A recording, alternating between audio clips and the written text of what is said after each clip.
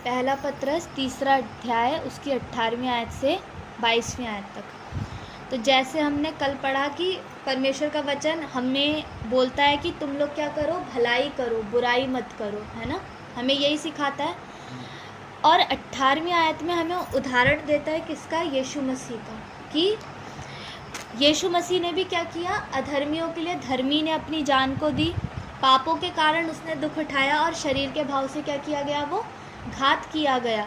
तो परमेश्वर का वचन ये कह रहा है कि अगर प्रभु हमसे कह रहा है कि तुम बुराई मत करो, भलाई करो, भलाई की मतलब चाह में रहो, अच्छे कामों को करो, है ना, और अगर तुम्हें भलाई करने के कारण दुख भी उठाना पड़ रहा है तो उसे उठाओ, है ना, यही तो कह रहा है परमेश्वर का वचन। और हमें उदाहरण दे रहा है किसका, यीशु का, कि यीशु ने भी ऐसा ही किया। तो जब हम कहते हैं कि हम यीशु के अनुयायी हैं, यीशु के पीछे चलने वाले हैं, तो जैसा यीशु ने किया वैसा ही करने की हम भी कोशिश करें, कि जैसे यीशु ने हमारे पापों के लिए क्या किया, दुख उठाया, शरीर के भाव से वो घात भी किया गया, उसको दर्द भी हुआ है, हर एक पीड़ा का उसने सामना किया, लेकिन किसके लिए किया, हमारे लिए किया। तो शरीर के भाव से भले ही उसे दुख पहुंचा, लेकिन आत्मा के भाव से क्या किया गया, वो जिलाया गया। तो वैसे ही अगर आज हम दुख भी उठाते हैं, लेकिन किसके कारण, भलाई करने के कारण, ये नहीं कि हम अपने गलत काम कर रहे हैं फिर हम दुख उठा रहे हैं और हम यीशु से कहें कि अरे खुदावन हमें तो क्या कहते हैं इतना दुखों का सामना करना पड़ रहा है और ये सब नहीं, वो दुख हमारे कोई ऐसे नहीं गिने जाएंगे। लेकिन दुख तब गिने जाएंगे जब हम सही काम कर रहे हैं, भलाई के काम कर रहे हैं, जैसा परमेश्वर का वचन चाहता है हम वैसे चल रहे हैं, और फिर भी हमारी ज़िंदगी में अगर दुख आते हैं तो वो दुख हमारे लिए क्या गिने जाएंगे, धर्म के कामों में गिने जाएंगे। अगर हम शरीर के भाव से दुख पा रहे हैं, लेकिन हमारी आत्मा क्या पाएगी, परमेश्वर से रिवॉर्ड्स पाएगी, परमेश्वर से इनाम पाएगी। फिर है कि उसी में उसने जाकर कैदी आत्माओं को भी प्रचार किया। तो यीशु ने क्या किया कि कैदी आत्माएं जो अधोलोक में थी, इसमें आगे लिखा है कि जिन्होंने उस समय आज्ञा नहीं मानी थी जब नूह के दिनों में लोग अपने अपने में मस्त थे, अपनी अपनी बातों में लगे हुए थे, कोई नूह की नहीं सुन रहा था, नूह को कह रहे थे कि पागल हो गया है।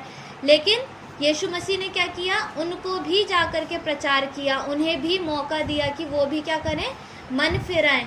तो हमारे पास इतनी सामर्थ्य तो है नहीं कि हम जा करके उन लोगों को प्रचार करें जो अब इस दुनिया से चले गए। वो तो यीशु मसीह थे, यीशु मसीह इस काम को कर सकते थे, लेकिन हम उन लोगों को तो जा करके खुदा के बारे में बता सकते हैं जो हमारे आसपास के हैं, जो हमें लगता है बंधनों में, उन्हें तो प्रभु के बारे में बता सकते हैं, उन्हें तो हम खुदा के छुटकारे के बारे में समझा सकते हैं। और अगर कुछ भी नहीं कर सकते तो उनके लिए दुआ तो कर ही सकते हैं।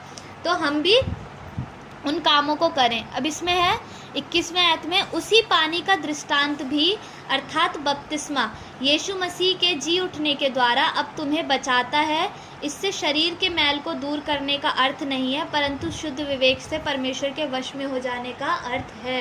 यहाँ पर है बपतिस्मे की बात, वो नूह का उदाहरण दे रहा है कि नूह के समय में लोग मर गए, वो मरे हुए लोग अधोलोक में गए, यीशु ने जाकर उन्हें प्रचार किया और वो लोग बचाए गए। तो अब जब हमारा बपतिस्मा होता है तो हम किस आशा के साथ बपतिस्मा लेते हैं कि हमने जो भी गलती अपराध किए हैं, जो भी हम पाप के लिए ज़िंदगी में थे, उस ज़िंदगी में हम मर गए और हम एक नई ज़िंदगी को मसीह में प्राप्त करते हैं। तो हमारा मतलब ये नहीं है कि बपतिस्मा लेने से कि भाई बपतिस्मा ले लो, एक प्रथा चली आ रही है, भाई ईसाई बनना है तो बपतिस्मा लेना ज़रूरी है, हम तो ईसाई हैं हम बपतिस्मा लेंगे। इससे मतलब ये नहीं है कि हम अपने शरीर को शुद्ध कर लेंगे या हम एक परंपरा को बना दे। लेकिन इससे क्या मतलब है, जब हम बपतिस्मा ले रहे हैं तो हम ये कह रहे हैं कि आज से हम किसके हैं, परमेश्वर के हैं, और परमेश्वर हमारा है। हम पूर्ण रीति से परमेश्वर के हो जा रहे हैं, पूर्ण रीति से परमेश्वर के वश में हो जा रहे हैं। यानी कि जैसा परमेश्वर चाहता है हम वैसी चलने की वाचा परमेश्वर के साथ बांध रहे हैं कि प्रभु हम पाप के लिए मर गए, अब हम जो जिंदा हुए हैं, अब हम जो नए निकले हैं पानी में से, हम किसके हैं, तेरे हैं, और हम तेरे इच्छा के अनुसार चलेंगे। अपनी ज़िंदगी को हम पूरी रीति से खुदा के हाथों में सौंप दे रहे हैं। इसमें 22वें आयत में लिखा है, वह स्वर्ग पर जाकर परमेश्वर की दाहिनी ओर बैठ गया और स्वर्ग और अधिकारी और सामर्थी उसके अधीन किए गए हैं। यीशु मसीह के बारे में यहाँ पर बात होती है कि यीशु मसीह मरे हुओं में से जी उठा और जाकर कहाँ बैठ गया, स्वर्ग में, और स्वर्गदूत और अधिकारी और सामर्थी, यानी कि जो भी सामर्थ है वो सब किसके अधीन की गई है? यीशु के अधीन की गई है। और यीशु मसीह ने खुद से हमें अधिकार दिए हैं, लेकिन वो कब हमें मिलता है?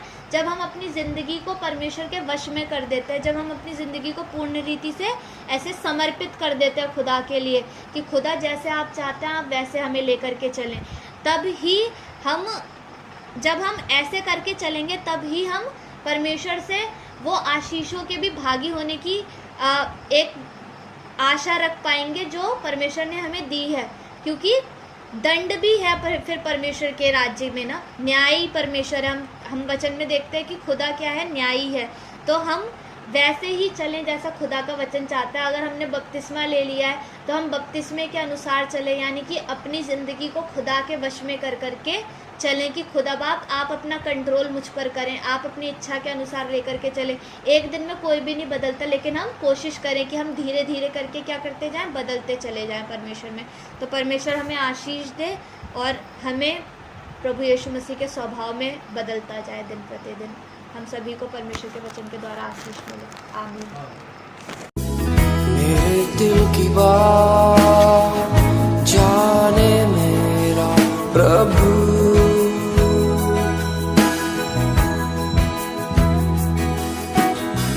मेरे हालात जाने मेरा प्रभु,